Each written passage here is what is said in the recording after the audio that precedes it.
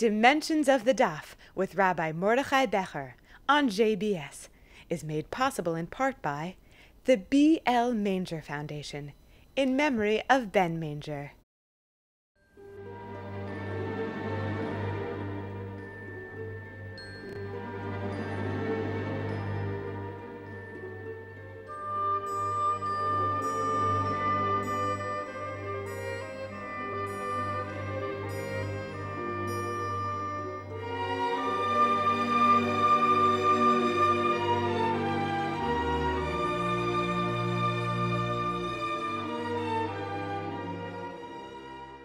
It is the new year approaching, secular new year, 2021. I can't imagine that most people will be sorry to see 2020 leaving. I have a feeling that there'll be some celebration. I don't know, more than usual, less than usual. It's going to be a weird new year this year.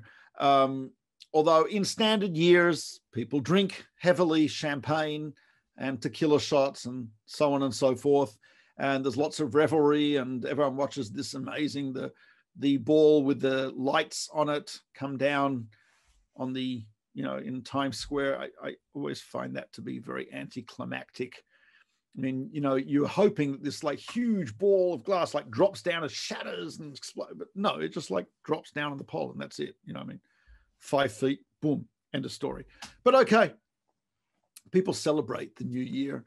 And one of the features of it is, I think, that people try to maybe forget themselves and forget what they've done in the past year. In other words, for a lot of us, we look at it, it's another year closer to the end. What did we do last year? Did we make progress? Did we become better human beings, better parents, better spouses, better children, better siblings, better employers, did we? And I think for a lot of people, thinking of that type of stuff is a little uncomfortable. And we get lost with the partying and the alcohol and et cetera, and we focus on other stuff. Interesting, in Jewish thought, the Jewish New Year, which occurs in September usually, Rosh Hashanah, celebrated very differently. We spend the whole day in synagogue, pretty much most of the day in synagogue praying. We have the shofar, we blow the shofar. There's a lot of introspection. There's a lot of thoughts about the future, how we can be better people. It's a very, very different experience. Yes, we do eat. I mean, we are Jewish, so every occasion we eat and we drink, but it's not a time of merrymaking and it's not a time of wild jubilation. If we look at the Machzor, that's the prayer book for the Jewish New Year, it says something interesting. It says, today is the birthday of the world. Today, all creatures of the world stand in judgment before God, whether as children or as servants.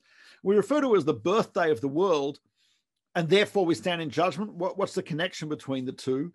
So the commentaries point out that it's type of like your license to exist is coming up for renewal. Like the DMV sends out the renewal notice for your driver's license very thoughtfully on your birthday so that you can spend your birthday standing in line at the DMV, Department of Motor Vehicles,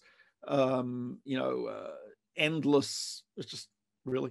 But basically, the idea is that on the birthday, the anniversary of our being brought into existence, our existence is re-examined. And from the perspective, even though it's not the Jewish New Year, I think it would be worthwhile if people would spend some time in that level of examination, self-examination, understanding what did I accomplish in the last year? What can I accomplish? How can I be better in the future? Is my existence justified? If you have a look at the source I have here is from the Talmud, Babylonian Talmud, Rosh Hashanah. Rosh Hashanah is a whole tractate that deals with the new year, discusses the calendar, discusses the commandment to blow the shofar, discusses the various prayers and observances of the new year. It's a fascinating tractate. And the whole tractate is about this day of the year, the new year. The Mishnah says the following: the world, it says, is judged 4 times a year. On Passover regarding grain, because that in Israel is the time when the new crop is harvested.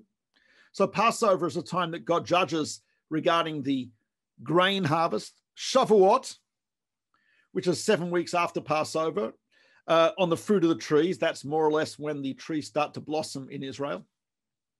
On Rosh Hashanah, all the inhabitants of the world pass before God like B'nai Meron. We'll discuss what that means. As it says, he who formed their hearts together, he who understands all their actions. So we pass before God, Kivnei Meron. There are some who say Kivenumeron is Greek. It's actually a Greek word, and there are other Greek words in the Mishnah. Kivenumeron means one by one, and that's actually consistent with what the Talmud says. Let's have a look at what the Talmud says. And it gives 3 explanations for the phrase B'nai Meron. One explanation is sheep. The student said it means sheep. Meron, B'nai Meron means a flock of sheep. So when a shepherd, let's say, has a flock of sheep, what he might do is they're in the corral and he gets them moving out of the corral. They each go out of a narrow gate one by one. And what happens is he designates which sheep are going where as they go out of the gate. So every 10th sheep, little splotch of paint, that's going to be tithe. It's going to be taken to the temple. You know, another sheep, that's going to be sold to McDonald's. This one's, etc. In other words, one by one, as the sheep pass through that gate, their fate is determined. And what the Talmud wants us to understand on Rosh Hashanah is that we are indeed like sheep going through that as the new year comes, the Jewish New Year comes. And we should think of ourselves as, you know, sheep going through the gate. What is our destiny? If God looks at me, will he look at me and say, this is a good sheep? This deserves to be pasturing in a fantastic place. Or is he going to say to McDonald's with you, right? Worst possible fate for a sheep. Actually, I don't think they use lamb at McDonald's, although in Australia they do. But then it's not kosher anyway, but so it's irrelevant. But my point is, let's get back to you. You've distracted me here with this McDonald's stuff. But the point is that we look at ourselves, we're supposed to contemplate, you know, God looks at me, is he going to say, how valuable is this sheep in my flock? Does this sheep justify its existence? Does this sheep as an individual, right, is he worth it? And that's the first explanation of Kivnei Meron, like sheep. The next explanation, Reish Lakish said, there's a mountain in Israel called Mount Meron. So B'nai Meron means, he says, like going up to Mount Meron. Mount Meron is a fairly steep mountain in the north of Israel, in the Galilee, very famous for being the burial site of Rabbi Shimon Bar Yochai. Rabbi Shimon Bar Yochai was the great author of the Zohar, great Jewish mystical text he was in the 2nd century CE under the Roman rule of Israel. Rabbi Shimon Bar Yochai taught Jewish mysticism to his students, who recorded it in this amazing, massive work called the Zohar, which runs over the 5 books of Moses, the 5 scrolls, different sections. It's got 70 essays on the first word of the Torah. It's got discussions of the 613 commandments. It's got stories. It's got explanations of verses. It's got questions and answers. It's an amazing, poetic, deep, mystical work. And Rabbi Shimon Bar Yochai's grave is on the top of Mount Meron. So Mount Meron's fairly steep. The road up there used to be very narrow. Even today, it's not so wide, and it's wide enough for 2 Egged buses to fit, you know, in different directions. So, right. But in ancient times, it was very narrow, and it was the path up to Mount Meron was so narrow that only one person could go up at a time. And so Reish Lakish, this great rabbi, said, when it says that we are judged, Kivnei Meron, like people going up the slope of Meron one at a time with a precipice on each side, he says, that's, I think, what he says we have to think about at the new year. That, so to speak, life is a narrow bridge. In the words of Rav Nachman of Breslov, the whole world is a very narrow bridge, but the main thing to recall is not to fear at all. True, he is right. You can't cross the narrow bridge if you're full of fear, but concern is required. Calculation is required. If you're on a narrow path, you have to think about your steps. And so one of the ideas of judgment on the new year is a person's supposed to think about the steps he took. Is that a step heading towards the cliff, or is it heading up the mountain? Am I heading down the mountain too fast? Am I heading up the mountain? Where am I heading? What's my direction? Very important. So it's a little different than the previous explanation. How is God going to look at me in terms of my value as his sheep, as his flock? This one is saying, how have I calculated my steps? Am I going in the right direction? Am I deviating from the path? Am I treading too close to the end? A way of thinking about it. The final explanation, Rabbi Yehuda said in the name of his teacher Shmuel, B'nai Meron is another term for the soldiers of King David. Soldier is being inspected by his commander, by King David. Now, as you know, I don't know how many of you have been in the army. I was actually in the army. So when you go for it with an inspection, so, the commander walks by each soldier, looks him up and down. Are the boots polished? Is your gun clean? Right? Do you have a full canteen? Is everything, whatever. When I was in the army, they had canteens. Now they have those camelback things. But okay. But basically, there's individual inspection as to see if you are ready. And that's indeed what the Day of Judgment, the New Year, is about in the Jewish New Year, which is, am I ready for what's coming? Meaning, have I prepared myself for the New Year? Am I ready to be a better father in the next year? Am I ready to be a better mother, son, brother, sister, etc.? Have I prepared myself? Has this past year been a year which has actually made me better at being what I am? A soldier is always training. Soldiers alternate between action and training. Action training, there's always something new to learn, new technology, new weaponry, new tactics. Training is always going on. In life also, training is also supposed to be going on. I should not be stagnating. I should be making progress like a soldier, the house of David, who's always training, stronger, faster, more skillful, etc. Am I preparing myself for the next year? And every year is supposed to be a preparation for the next. Every day is supposed to be preparation for the next. And that's what we have to ask ourselves, as opposed to tequila shots, champagne, and fireworks. Not that I do not like tequila and champagne, not combined. And I like fireworks as long as they're not set off by some idiot at 2 o'clock in the morning on a random Saturday night, where I'm hoping for accidents to happen to him. But rather, what I mean is that as opposed to not thinking, which is what drinking and fireworks and partying does, it gives you a time to not think. One of the things we should be doing is thinking, like the soldier who wants to always be ready, always be prepared, right? Your weapon has always got to be in good working order. Your magazine's got to be in working order, not jamming, right, etc. You've got to have rations with you. You've got to have, everything should be in working order. Something messes up, it's life and death. So also for our next year, has this year been a preparation for us to be better soldiers, right, for the next year? That's another aspect of the Talmud. The next thing is a Midrash, which actually predates the Talmud. The Midrash says the following in Genesis, Bereshit Rabbah 8:5. So this is what the Midrash says. It says, Rabbi Simon said, when the time came for God to create the human being, the angels broke up into opposing groups. Interesting. Some of them said he should be created. Some said, no, she should not be created. So, there was an argument. The angel of kindness, truth, righteousness met. Righteousness means kissed. So kindness said, let humans be created because they'll bestow kindness. You know what? People do kind things. Thank God, human beings are capable of kindness, altruistic kindness, kindness to people who are not like them, kindness to animals, kindness. We can do kindness. So the angel of kindness says, create them. They'll do kindness. Truth says, don't create humans. They're full of lies. People are always lying. They're not accurate about stuff. It's like the angel of truth said, don't create them. Righteousness said, justice, the angel of justice said, create humans. They do acts of justice. Peace said, don't create people. they are completely full of arguments and dissension and wars, etc., etc.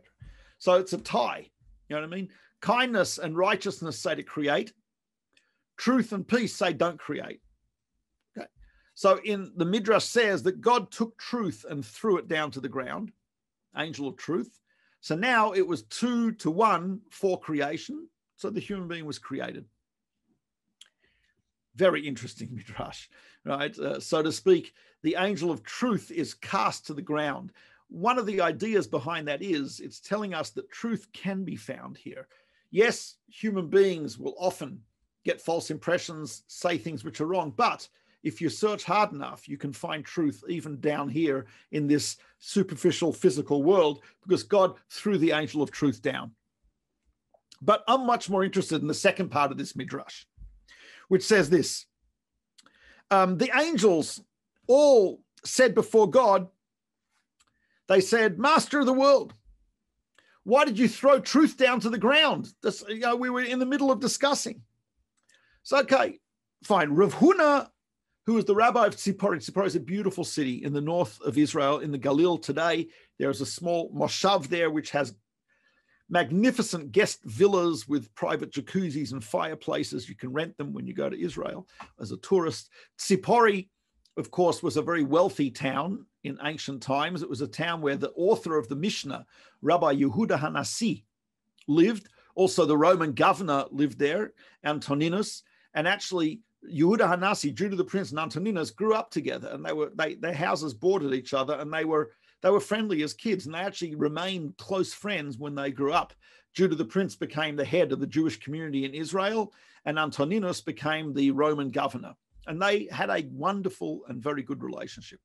So Rav Huna, who was the rabbi of the city of Tzipori, he said this: while the angels, he has a different version of this Midrash.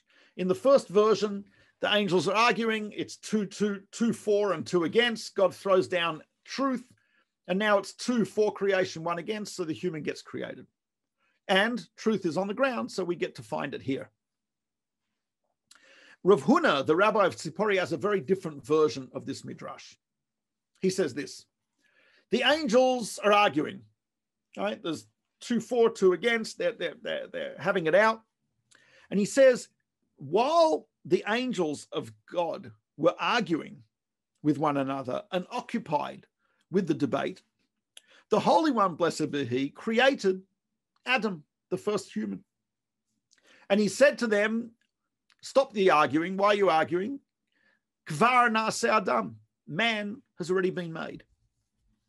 In other words, it's an interpretation of the phrase, when God created Adam, it says, na'aseh Adam. Now, literally, that would translate us, let us make man. A very famous phrase. I'm sure you're all familiar with it from Genesis. Let us make man. God said to all of creation, let us get together. Let's make human beings, Adam. Let us make na'aseh Adam. But there's another way of translating the word na'aseh, as man was made, was already made. Na'aseh Adam is a way of saying human was already made. And Rav Huna interprets it in the following. That's how he interprets it. That phrase was used by God, who comes to the committee of angels who are debating the creation of man. And he says, Kvar na'aseh Adam, man was already made. While you were debating, I made man. Skip the debate. Man's already here. And so the question that has to be asked here is type of obvious. If God has the angels debating the creation of man, that's because he wants them to debate this. I guess he wants to know their opinion. But if he has this committee debating the creation of man, then why not wait till the conclusion? Why create man as the committee is debating? It's in the middle of the debate. I mean, if you commission a committee to debate something, you'll wait till they finish and they come to a conclusion, and then you'll decide based on the conclusion of the committee. But to appoint a committee to discuss something and then to completely ignore the fact there's and in the middle of the debate to create man doesn't seem to make sense. So my teacher of blessed memory, Rav Moshe Shapiro, said, this is how he put it. He says, God created the human being in the middle of debate because the human being is the only debatable creation. He created us in the midst of debate because our existence is debatable. And he explained it in the following way. Every animal performs some type of task in this planet. Every bacteria, earthworms aerate the soil. They make it fantastic for planting. A good patch of soil for planting needs thousands of worms, etc. No worm is ever going to decide to do anything else other than being a worm. Eat dirt and do what worms do, etc. I have no idea what else they do. Nothing, no bacteria is ever going to decide to do something other than what it's supposed to do. The only creature who can decide to do what they're supposed to do or not, the only creature who can decide to fulfill their purpose or not fulfill their purpose is the human being. And therefore, our existence is debatable. Our existence is always in the midst of this debate. Truth and kindness and peace and righteousness, they're all debating human being. But in the midst of that debate, humans created. And that's why we created the midst of debate, because that's what we're supposed to understand, that our existence is not a given. The existence of the human being is not a given. There's no inertia to our existence. I think we all probably realize that, living in a world which is so much is collapsing around us, both in terms of health and economy and psychological health and physical health. And it's unbelievable. We begin to realize how fragile existence is and how fragile the world is. And on the Jewish New Year, one of the things we're supposed to think about is that our existence is debatable. And do we act in such a way that the angels and God will look at our existence and say, yeah, it should continue? Or do we act in such a way that our existence is unfortunately debatable? What we want to do is justify our existence, justify our life, justify our continuation.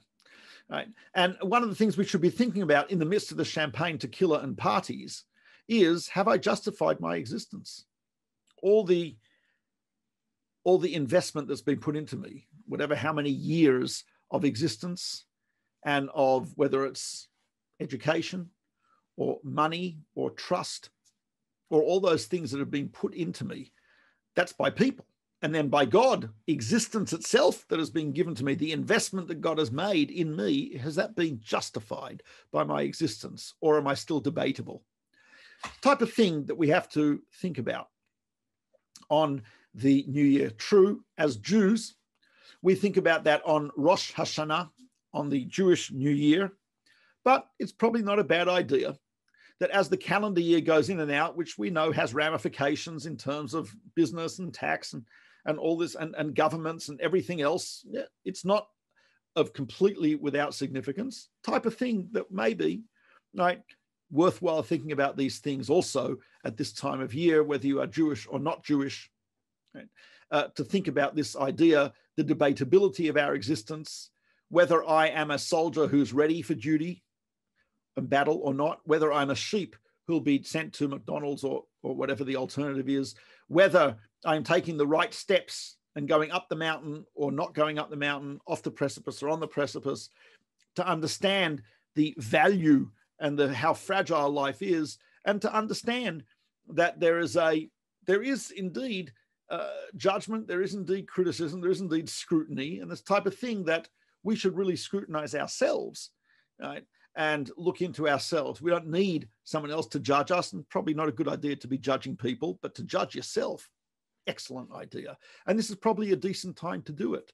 Not in an alcoholic haze, not watching fireworks at the beach. Of course, not in the United States because it's cold here, but in Australia, New Year is actually in the summer. So, we could watch fireworks at the beach. But anyway, I'm stuck in New Jersey now, so I don't get to do any of that. But again, some of the thoughts that I have regarding the new year, maybe a little sobering. I don't think that's a bad thing, but certainly things taken into account. This is Mordechai Becher with the Jewish Broadcasting Service, Dimensions of the Daf. Please tune in for future classes. You can check out our other classes on the archives. My book, Gateway to Judaism, available anywhere you normally buy books, etc. The guy at the exit ramp, whoever sells books to you, Amazon, whatever. And feel free, please tune in the future and give me a shout out if you see me anywhere. I always enjoy actually human interaction, which I'm not getting much of now. I'm getting Zoom interaction, but as they say in Yiddish, I'm ausgezoomt, which means over-zoomed. It's a new verb, ausgezoomt. But again, thank you for watching, and Mordechai Becher with the Jewish Broadcasting Service.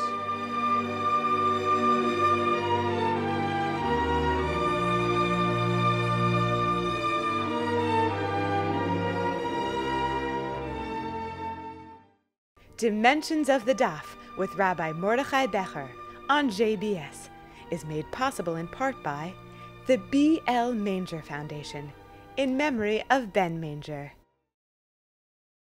We would be pleased to send a complimentary DVD of this program to anyone who wishes to support JBS with a tax-deductible gift of $36, double chai or more. Simply visit the JBS website at jbstv.org and click on the Donate button to make a donation by PayPal or your credit card.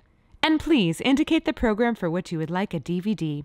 Or you can send your tax-deductible check to JBS, Post Office Box 360, Stamford, Connecticut 06904.